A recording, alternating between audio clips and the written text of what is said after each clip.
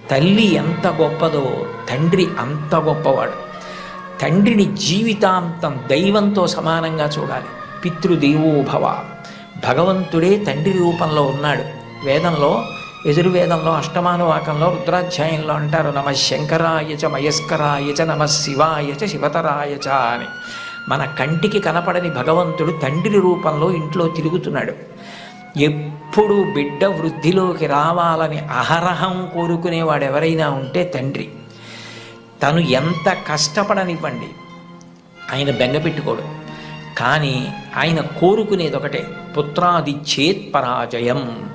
తను ఎంత కీర్తి సంపాదించినా తనకన్నా కూడా కీర్తివంతుడు కొడుకై, ఈయనకన్నా ఈయన కొడుకు గొప్పవాడండి అనిపించుకొని కొడుకు చేతిలో ఓడిపోతాట తండ్రి ఆనందపడిపోతాట.